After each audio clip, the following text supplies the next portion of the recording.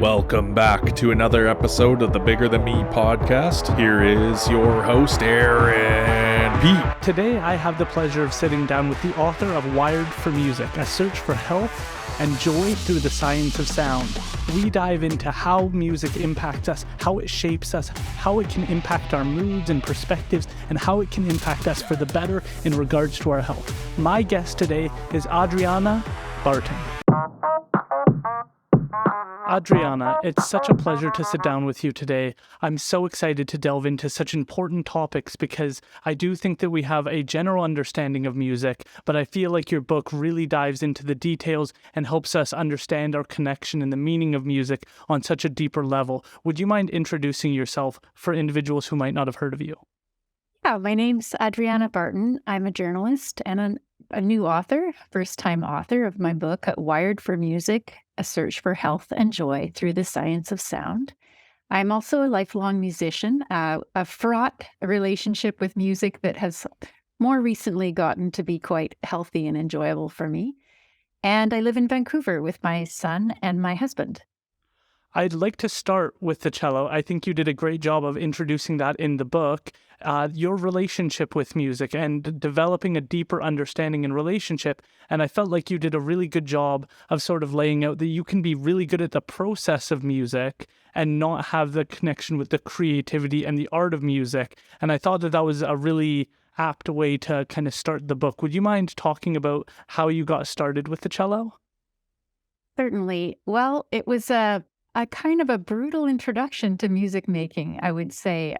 We didn't have a lot of money at home. I was in rural Quebec with my parents and my older sister. My other siblings weren't born yet.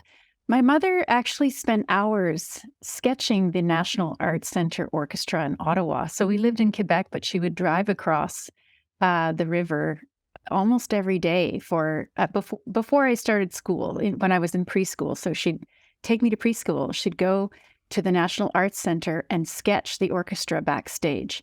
And recently I found a folder of these drawings, and actually they've been donated to the National Arts Centre, and they were delighted to receive these sketches.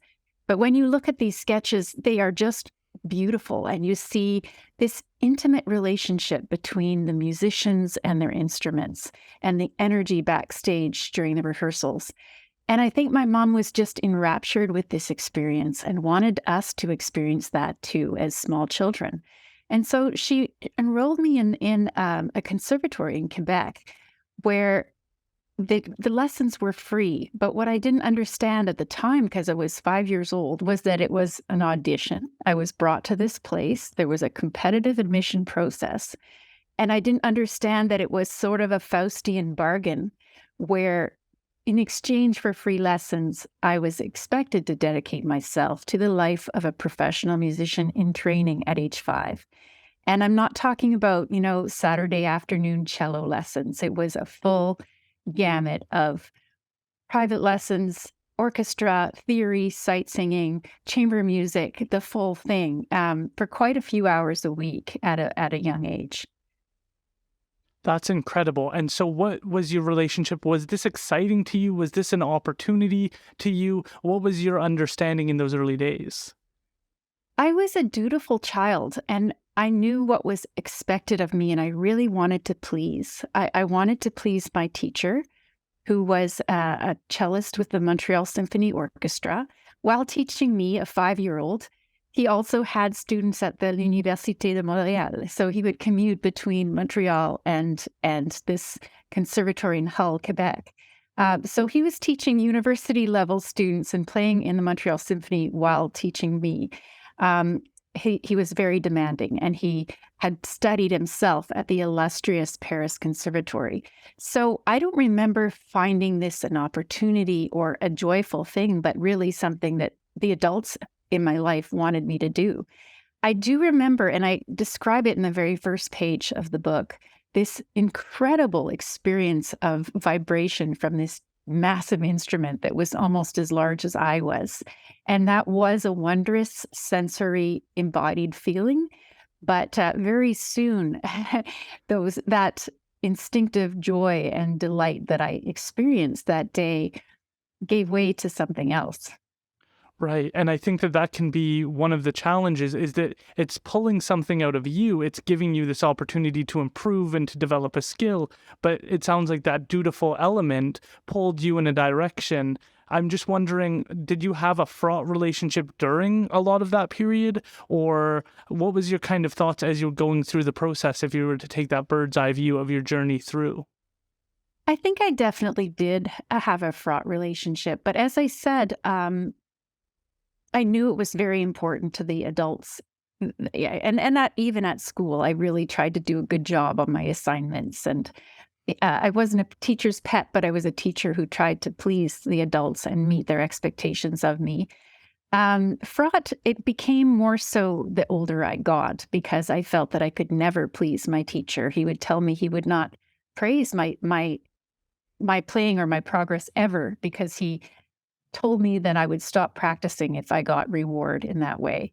And of course, we know with children, it's the opposite. When we encourage them and make them feel that they're doing a good job, uh, it's true that his technique can be a form of motivation, but it's a really neurotic form of motivation and not one we choose for children today. Now we choose to motivate children through the joy of learning and through the joy of pleasure and the joy of discovery and positive motivations. And what I've also learned, so you probably see in the book, because you've read the book, I assume that some parts of it are somewhat technical. I tried not to bog anyone down with the science, but what we now know is that when the threat circuitry in the brain, they call it the periventricular system, when the threat circuitry is activated, it actually blocks a lot of the pleasure reward circuitry in the brain. So where the dopamine is and all of that system, and that system is also involved in motivation as well as learning. So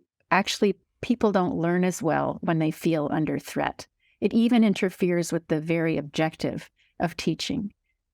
I think you did a really good job of tying in the scientific. I think you have like over 230 references with anecdotal experiences and a story to make it more accessible. I'm curious around the opportunity to develop, though, because there's so few opportunities for people to take something and play it out to its kind of extreme. So often people try a little bit of this and a little bit of that and kind of salt and pepper an experience, where you really got to deep dive into fully understanding what this endeavor was going to ask of you and put your all into that. Beyond just the specifics of the cello, how did that shape your understanding? Because you've gone on to do other things. You've written a book, you've worked in journalism. I'm just curious as to what that ability to really push through and see an opportunity kind of to its end. And I'm sure that you could have had an even longer career and there were challenges with that, but I'm just curious as to put yourself in kind of fully into something, what that meant to you. It meant a lot of things. So it's a big question that you ask. And I'll admit that when you start something so seriously at such a young age, it's very difficult to separate what is your personality and your aptitude and your approach to life, and what is the environment in which you're being shaped and molded. So I was extremely diligent. I mean, I had, lists of how much I practiced down to the minute. I had systems. I had a lot of drive, a lot of dedication. Is that who I am and how I'm wired? Or is that a system that demanded of me? Or is it a confluence of qualities? I don't know. I know that I do tend to apply that to other things that I take on, including the book. I can't say that that's because of the cello. It could have been partly my family makeup. I will say there are pluses and minuses to that approach. So the downside is that really being a cellist was almost my entire identity up until the time I quit at 22. I really had not developed other parts of myself very much. I mean, I had some friends and, I had school, and I guess I was a member of a family, but I didn't have any other interests. I didn't do sports. I read, but it was pretty limited. And one of the appeals for journalism, one of the reasons that journalism appealed to me at the end of the whole cello endeavor was that it was a way to find out about the world. I joked that it was like a crash course in life, because really I had spent so many hours by myself in a practice studio. And I felt tremendous guilt if I didn't practice for one day. Even on Christmas Day, I'd feel like, oh my God, I'm getting behind because I've taken a day off. I mean, I didn't take weekends off. I mean, weekends were times to do even more practicing because I didn't have school interfering. And I mean, I think I mentioned in the book this time I've taken, I'm on a getaway for the weekend in the, I don't know, one of the Gatineau Hills or Algonquin or something, and I've got my cello strapped to my back to bring it to the cabin where I'm going to stay for the weekend. You know what I mean? Like it really was. So yeah, so on the plus side, perhaps that approach made me able to deal with frustration and to get past the learning curve in various ways and to there's a stick-to-itiveness that comes with that kind of training. On the downside, I think it made me more uptight, more perfectionist, more vigilant about less able to color outside the lines or feel that it was okay to fail. I mean, really, if you're in that environment, at least the conservatory that I was part of, everyone's watching what you do and correcting it all the time. So that's not a positive way to grow up, I think. And, you know, to be honest, when I wrote the book, I kept thinking, oh my God, I'm going to get letters from people who are from that conservatory saying, you got it all wrong. It was a wonderful place. The problem was you, you know? But to my great delight, literally 2 weeks ago, I got a letter from a woman who lives in BC and had gone to the very same conservatory, had the same theory teacher. She said, I would love to go for coffee with you because while I was reading your book, it was like reading my story. I don't want to talk about her story because it's her story, but I did. We met for coffee and I felt so gratified that I wasn't making this stuff up. But she said it really was like if we failed at this, we failed as human beings. That was the message we were given. So it wasn't just me, and we sort of agreed because we'd known musicians with different types of training that it might very well have been the strictest music training you could find this side of the Atlantic. That's wild. And I think it's so valuable for people to be able to share this because people go through this sort of journey, whether it's through military school where they're pushed to their absolute limits. This also pushed your body to its absolute limits. Would you be able to talk about that?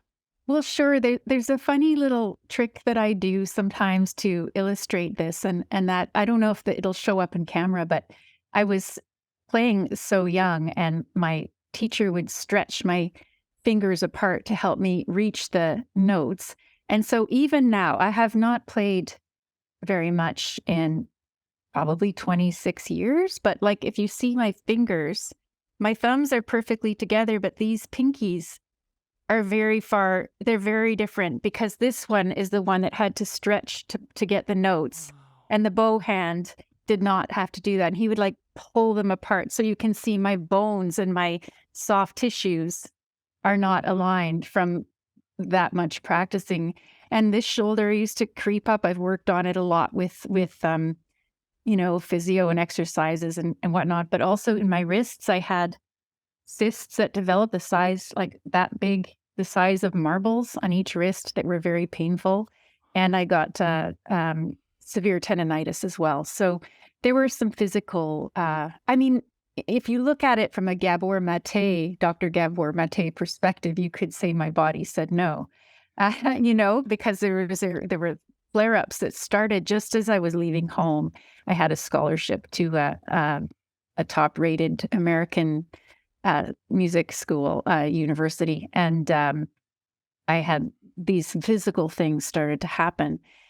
But I want to mention something else that I think there was this growing unease in me as a teenager, as it became more and more a project to become a cellist. You probably recall this part of the book, and I didn't really make this connection until I wrote the book. And that's what's interesting about writing a book is that you start to see things in new ways. And there was this thing that happened when I was 2 years old that I had no memory of, really. My mom well, without giving too much of the story, my father had died when I was a baby, and my mom was hitchhiking with me and my older sister to Vancouver. And she got involved in this kind of hippie musician scene. And they were giving spontaneous music workshops for children with Down syndrome and autism. It was a radical idea at the time, very unusual and very successful. And there's even some grainy footage that you can find online of these happenings with gongs and dangling car parts and instruments that were lying around that these children could pick up and just experience with their bodies and sort of improvise and vibe with the music in whatever way felt good to them. And my mom then left to Mexico with me and my sister, but two of the musicians who were part of that scene went on to found Canada's very first degree program in music therapy at Capilano College. And so when I was writing the book, I actually had this thought, I wonder if this patterning of the spontaneous scene was in me all along and somehow accounted for some of the unrest I had with being someone immersed in this formal training. Because it's quite wild that by the age of 5, I'd had exposure to the most free-floating music scene you can imagine on one side, and then this ultra-strict system on the other. I had both of those experiences by 5, 6, which is perhaps why there was an inner struggle. Yeah, this ties in really nicely with some of the people who have actually reviewed your book. Speaking of Dr. Gabor Mate, you also had the person who wrote "The Body Keeps the Score" write about this. Excuse me, Dr. Gabor Mate has not reviewed my book. No, sorry, I was just connecting that with Sorry. the fact that somebody else, when we're talking about people who are experts in this field, that the person who wrote "The Body Keeps the Score" also reviewed your book, and I was just going to ask what the response. Were you able to have a conversation? Because speaking of your fingers and the pulling of your fingers, that would be an interesting conversation. And obviously, the review can't go into all the dialogues you may have had. I'm just curious as to what some of the feedback was in terms of the challenges your body faced. So Dr. Bessel van der Kolk is the author of The Body Keeps the Score, and we exchanged a few emails. But I will be meeting him next month because he has invited me to give a keynote speech at his International Trauma Conference in Boston, which is a massive honor. And I've never given a keynote speech for 500 people before, so it will be a new experience. I'm putting a slideshow together right now, and I've actually connected with the Berklee School of Music to hire a music therapy student to play guitar during my talk to convey some of the concepts in the book so that people in the audience have an experiential learning aspect as well as slides and a talk. But I'll be learning more about what Dr. van der Kolk, what drew him to my book and what he thinks of it next month when I meet him. I think that will be a really interesting conversation because, as you've kind of pointed out, your body has faced these challenges, and he would be a very interesting person to get his perspective on some of the challenges you've faced. What were those days of walking away? What were those like? It sounds like there was a lot of pressure on you that you felt in terms of following through. So it must have been a lot of weight to walk away from the cello. What was some of those days like? Well, I'm going to admit that when you ask me that, even though it was so long ago, and, I've had more than one session of therapy in my life, shall we say, I still felt emotional just now when you asked, because it was, I was very vulnerable. I was living in Vancouver, far from my family, and just wondering what I was going to make of my life. I had no idea who I was or what value I had, what contribution I could make. And I felt like a terrible failure for leaving the cello. I really did. Even though I had not really failed, it was my choice to leave. I didn't ever fail an exam, and no one said, really, you don't have what it takes. In fact, I got the opposite. I got a lot of encouragement. I did well in university, but but in my eyes, my body was rebelling, and this thing that I'd dedicated 17 years to was done. And so I felt a lot of shame about it, and also pain, because it was also a beautiful instrument and a beautiful thing to be part of. Music. I mean, who everyone loves musicians, and and even now people are just, oh, you're a cellist, and I always say, no, I'm not a cellist anymore. I play other instruments, but I don't identify as a cellist. I identify as an amateur musician, and I actually love the word amateur, and the reason is that I've had the fortune to spend time in Europe, and there they stick to the Latin root of the word, which is amare, to love. So an amateur is somebody who loves something. It's not someone who's terrible at it. So I've been reclaiming the word amateur and applying that to the music that I do now. And it does sound like you've done that throughout. By being able to develop different skills and explore different opportunities, you can come at it as a student and be excited about the experience rather than perhaps the final result, which was what it sounds like was sort of ingrained for you for such a long period. Yeah. How did this book come about? Wired for Music. Got it right here. I'm curious as to, was it challenging to consider talking about this topic? It obviously you have a fraught relationship, but it sounds like things started to turn around. And I'm just curious as to those early days of starting to look at this concept.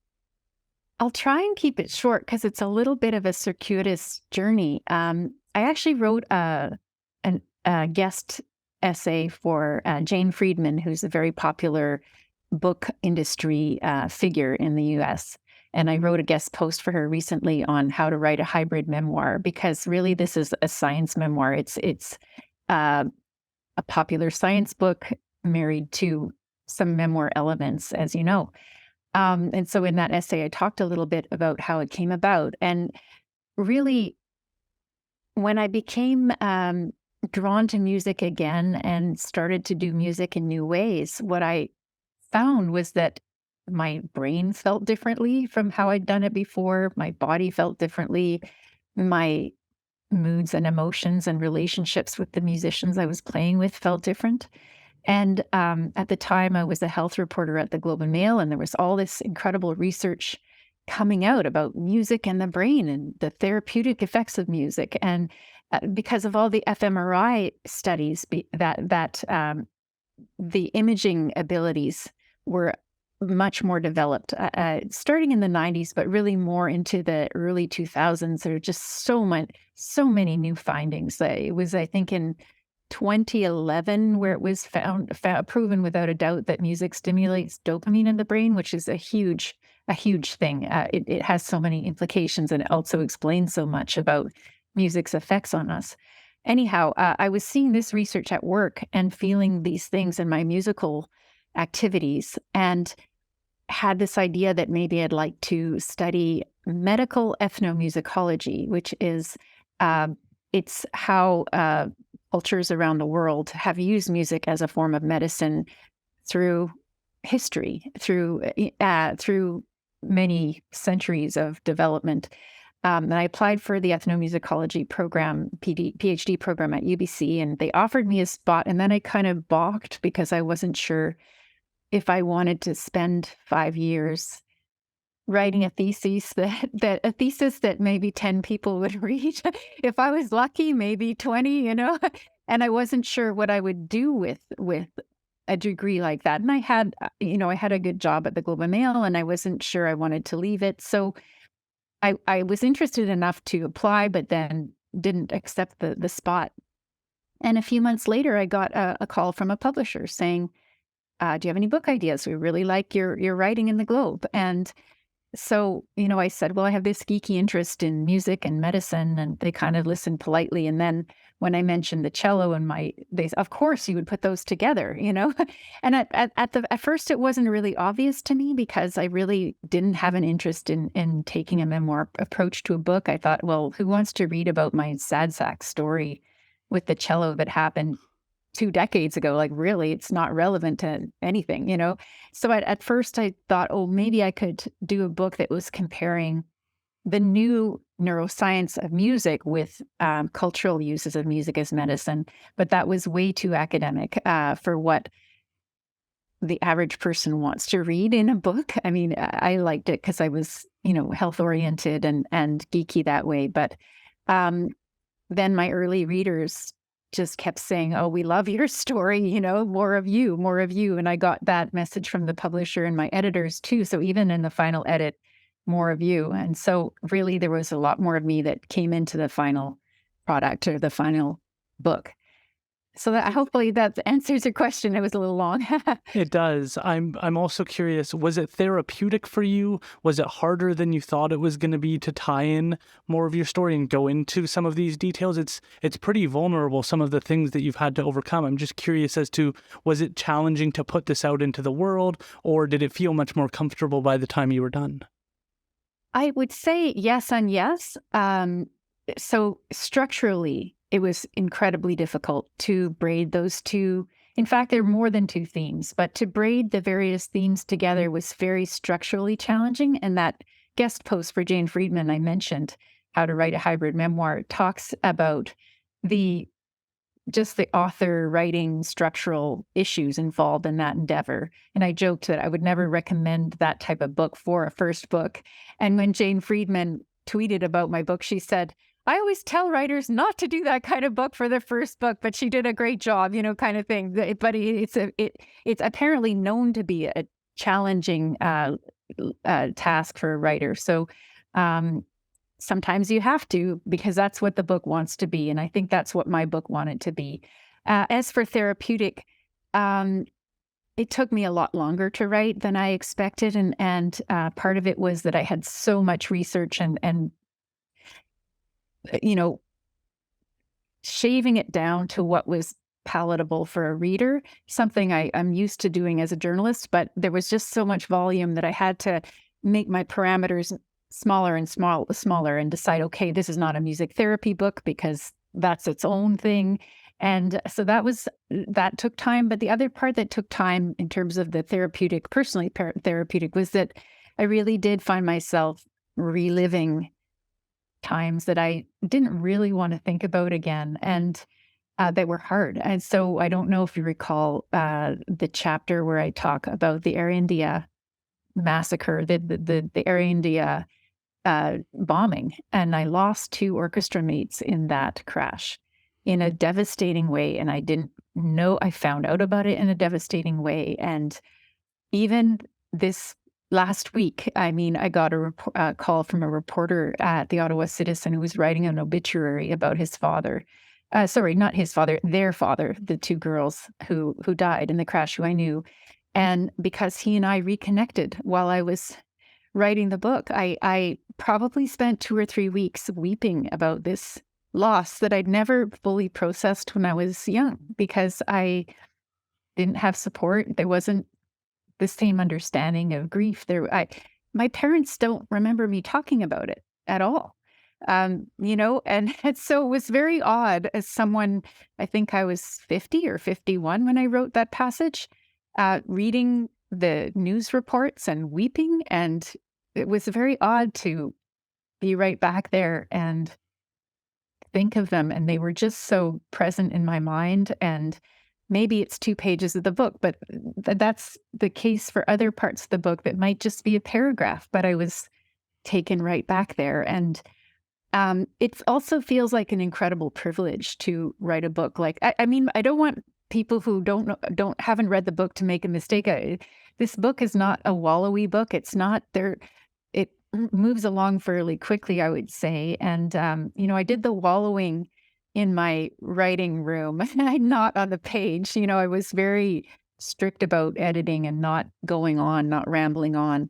But it feels like a privilege in midlife, as I am, to take this long look at everything that's happened up until this point and sort of make peace with a lot of things and see them in a new way with my middle-aged eyes, and see the people who were helpers and I didn't know they were, and the connections, how there's this interesting pattern of my life that has somehow makes sense at this stage. And I do feel like I've a sense of peace and resolution with a lot of those events. And an incredible gift, too, has been letters from people I haven't seen in 20, 30 years who reached out to me. And it's including a 90-year-old man who he was the boyfriend of a friend of mine, a woman who looked after me for 2 months while my brother was having open heart surgery at age 5 in London, England, that had never been done in North America.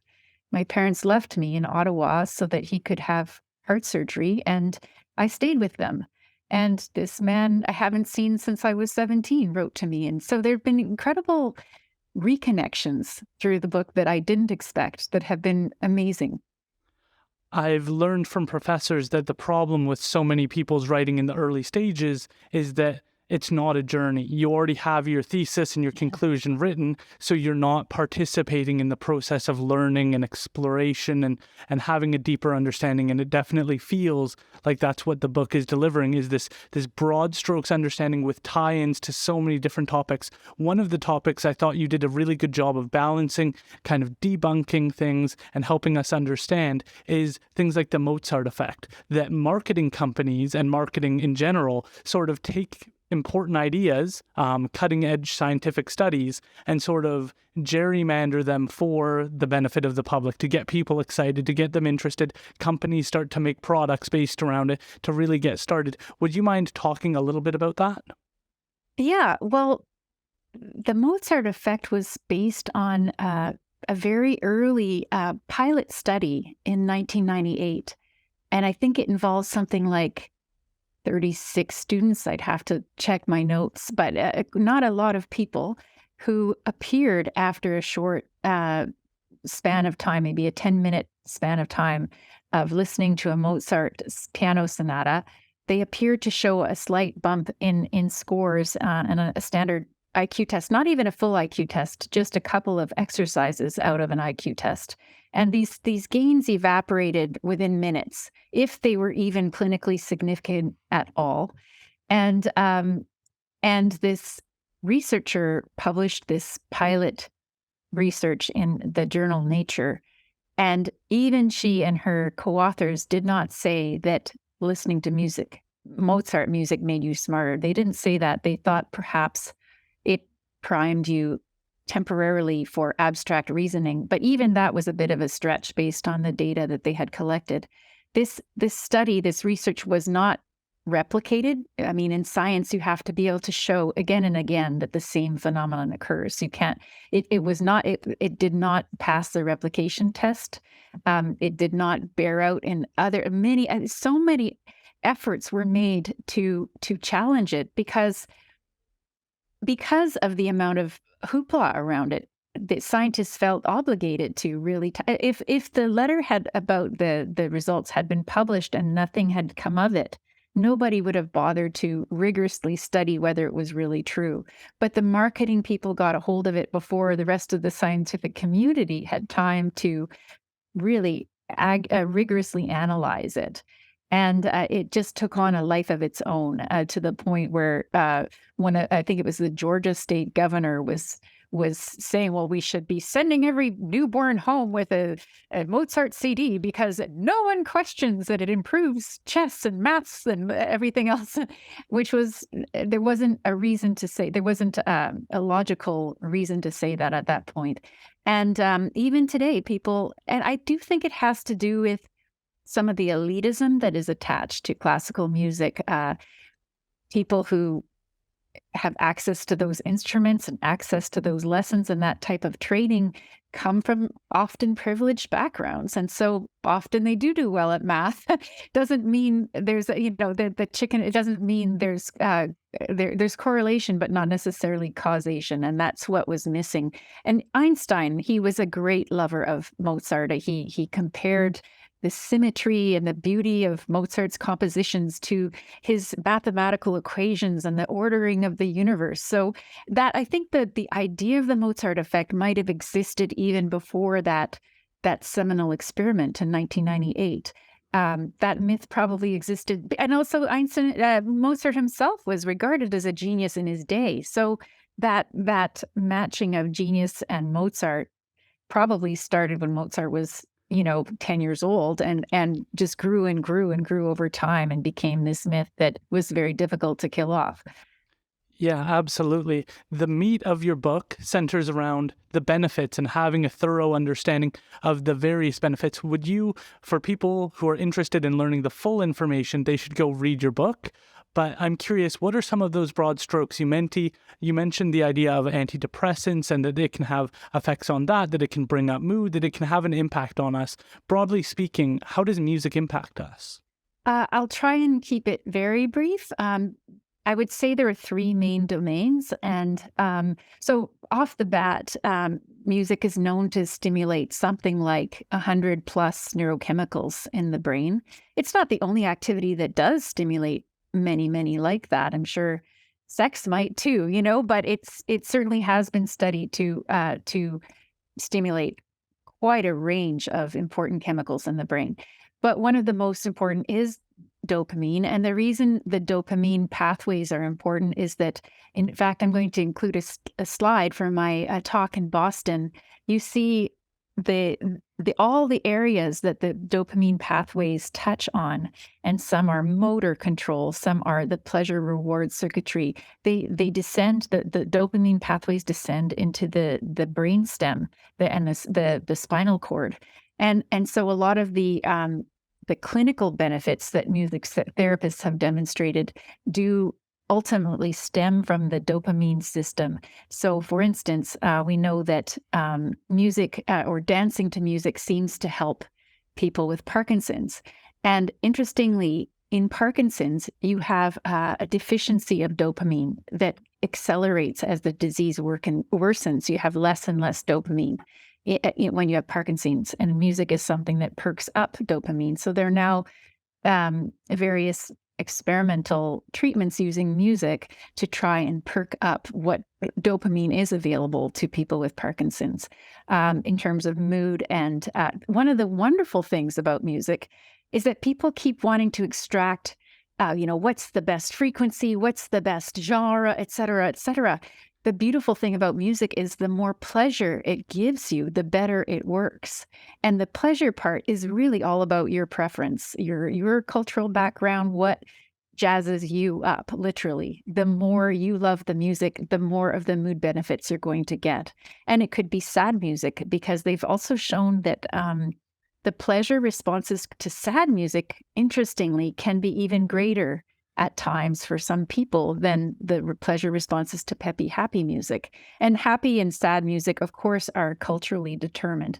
So we've got the pleasure aspect, which is way more complicated than what I've just summed up.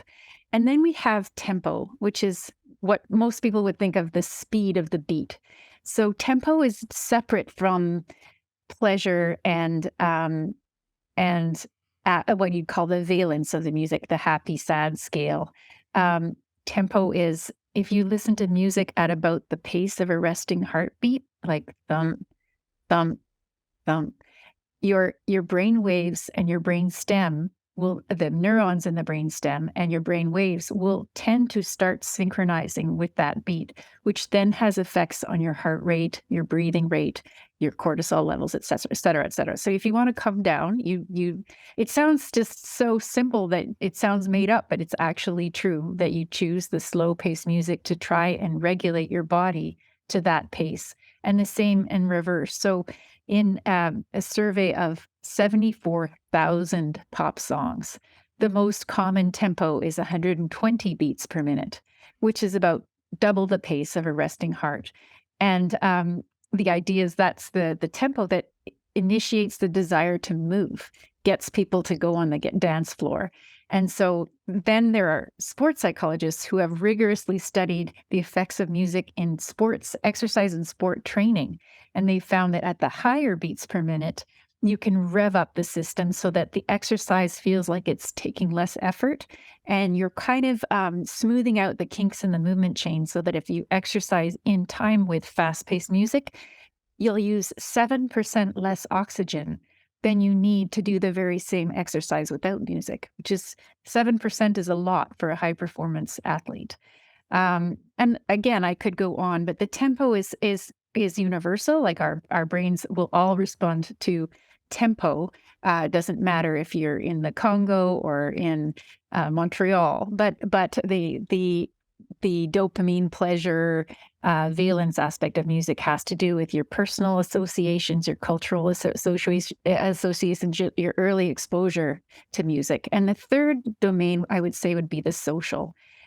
We get a lot of social benefits from music because, again, sounds made up, but if you go to McMaster University, they have this wonderful lab that has all this high-tech equipment that allows them to drill down and figure out what's happening between the musicians on stage and the audience members, et cetera. And they did one study where all of the audience members were wearing caps full of electrodes, and they could show that the brain waves of the audience members started to entrain or synchronize with the tempo of the musicians on stage and with each other. And so they were literally getting on the same brain wavelength through music. Not only that, the more that happened, the more they felt a sense of social connection with each other, just from listening to music together in a stadium or in an auditorium, which explains why we go out and pay big money to listen to big acts in a stadium, because there's that high and that feeling of belonging and togetherness. And music isn't the only thing that gives us this, but it is very much efficient at making us feel part of something without using words. And that's the other thing I think is special, especially right now with all the divisions and the tone policing and the fear around saying the wrong words. It's a way to transcend the minefield of verbal communication. I love that you just put it that way, because that's often what I reference in terms of raves. I've not been to one myself, but you see that it is a spiritual, religious type experience, that the people there seem to just be in a different world, and everything seems to be harmonious with the music, and that they're taking things to elevate that experience even further, and that is something that they don't articulate. Like if you were to ask somebody attending, they wouldn't be able to say that, but that's certainly the experience they seem to be having. Yeah, and I mean, I get more into that near the end of my book. There's another book that's called Awe. I don't know if you've heard of it, by, and I don't know if I'm pronouncing the name correctly, but it's by Dacher Keltner, who's a psychologist in California. And the book is about awe and the value of wonder and transcendence in everyday life. And he and his colleagues did cross-cultural survey in, I think, 26 countries, if I'm not mistaken. And they boiled down the 8 main sources of awe in people's everyday lives. And an entire chapter, one of the 8, was music. And so I've now, and it sort of echoed some of the thoughts I had in my book. And so I now describe music as a reliable portal, a reliable portal for experiences of wonder, transcendence, and awe. And we truly do need that, especially in secular societies. And there's research showing that if you feel a sense of wonder and oneness and transcendence in everyday life, you are happier. And this is shown to be true regardless of your spiritual or religious beliefs. We need to feel that we're part of something bigger. And music is one of the ways we can tap into that need and also that feeling relatively easily, without dogma, without the need for a PhD in whatever, without, it comes to us because, as you see in the book, we are wired for music from long before any of us were born. Really, it goes far back in our evolution. As you describe in the book, there's different areas of the benefits of music. It has helped me run when I feel like I have no energy left. It has helped people get to sleep when they're having trouble sleeping. It helps people with dementia stay connected. And my grandmother was put into a care home. And as I've come to learn, being in that environment is so unfamiliar that there's not those things to root them in something to keep their mental health and to keep their strength with their memories. And so music has been shown to help with that. Is there an area in which you've seen and you were like, I did not know that music could do that? Something that stood out to you that's somewhat unique?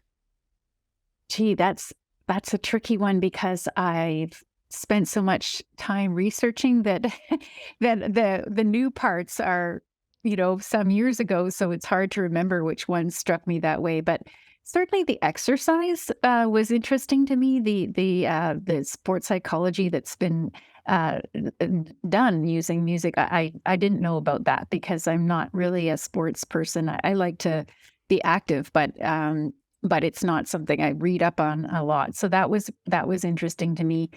Um,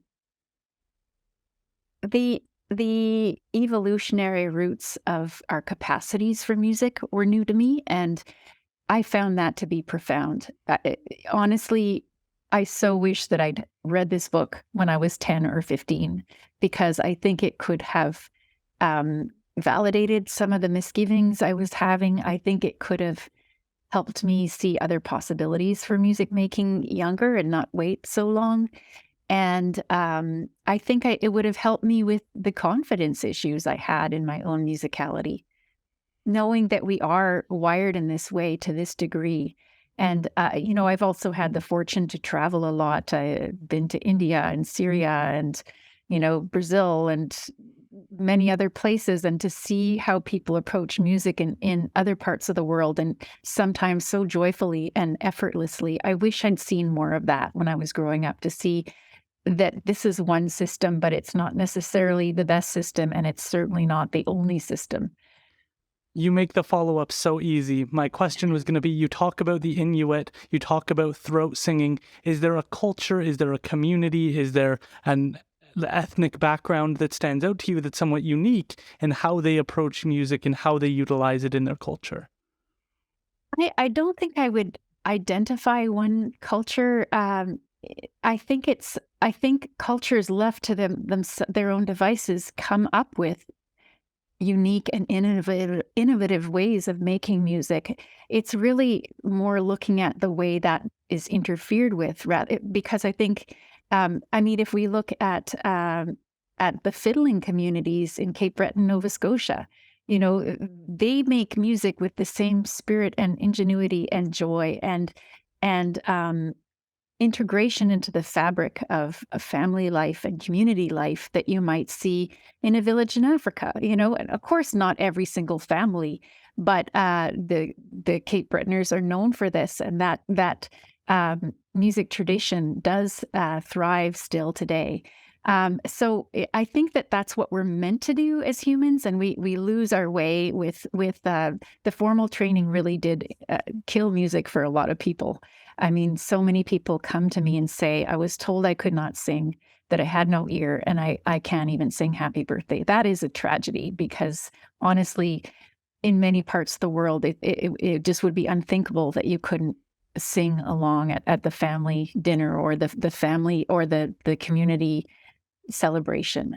That's something we do in Western European societies, and I think it's wrong, and I think we need to change the story. And other people tell me, I took piano lessons. I wish I hated them, but I wish I hadn't quit, because now I can't play musical. So many people say I'm unmusical. And I feel that, yes, some people have an easier time getting music down than others, but it depends on what music you're talking about. Not everyone needs to play the violin. There's so many ways of interacting with music, and it's about choosing one that fits your joy and your abilities and the type of community and people you want to be around. That was really well put, especially when you talked about how it's important that you find the music that resonates with you. That's going to bring the biggest results. It's not about, oh, this is what this document says, so I should go listen to this music that I don't even like. That's not going to yield the same result, particularly because you're probably not going to play it over 5 years, 10 years if it's not something that you enjoy. Would you mind telling people how they can find your book? Yeah, well, it's actually a bit short of stock at the moment. The paperback is coming in the summer, and certainly you can find it at some of the. I think Indigo is sold out online, but some of the other large uh, chains online have copies, and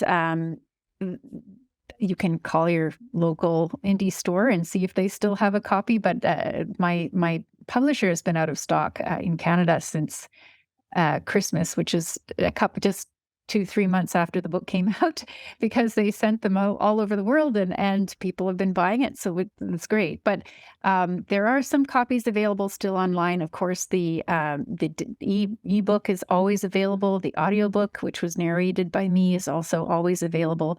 And the paperback is coming, I think, late August. So yeah, not to discourage people, there are some hardcovers still available, and the paperbacks will be readily available soon.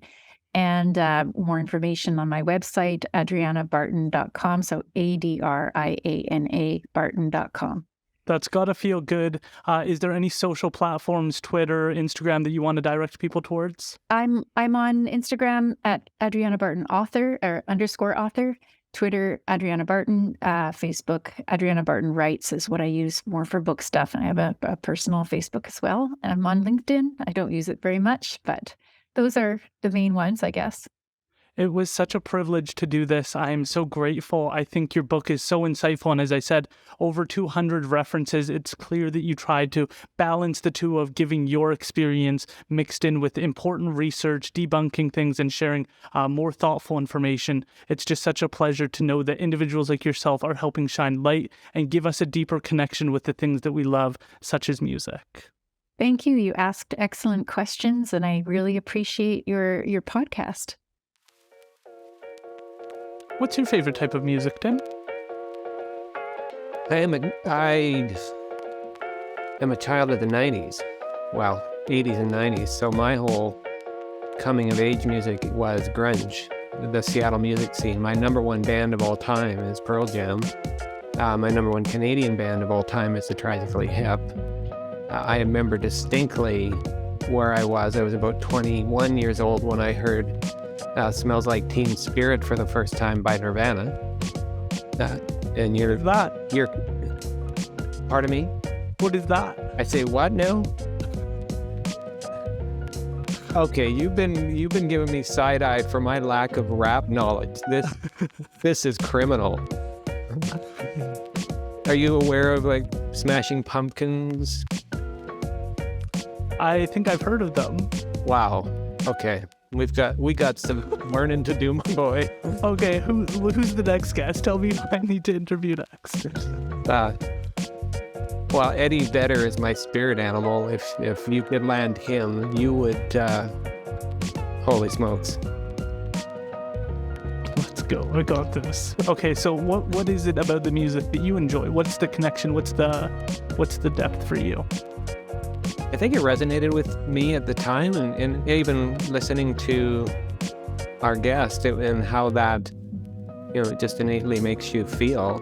That was a time where it was brand new. It went from like late 80s. If you liked anything kind of hard, it would be Guns N' Roses or even earlier than that, Motley Crue and so forth. And it took a ultimate right turn when it went to that scene, and it was just dirty and raw, and that's why Seattle, the whole scene, just absolutely exploded. You are aware of Kurt Cobain? Have you heard that name? Yes. Okay. He's a musician, right? He makes some music.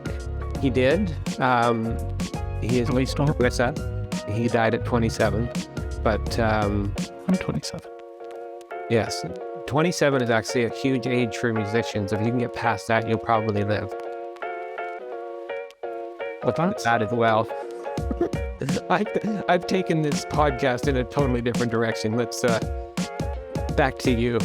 I'm just curious, like, what did it say for you? Because, like, you can see that, like, I felt misunderstood, and I was, like, maybe an angry teenager, and the voice of the Eminems and the rappers are like, oh, I'm going to figure this out, I'm going to overcome, I'm going to endure. What was that for you? What was Smashing Pumpkins saying that resonated so much for you? You said raw. You're a pretty stoic person. You don't show your emotions on your face like maybe this guy does. So what was Smashing Pumpkins and Mr. Cobain doing? I would say the reaction is very similar to what rap in your era did. It was just a reaction. It spoke very deeply. It was an outgrowth of teen angst and just some of it quite political, and it just made you feel. And so tell me, do you know Tragically Hip? I do. Okay.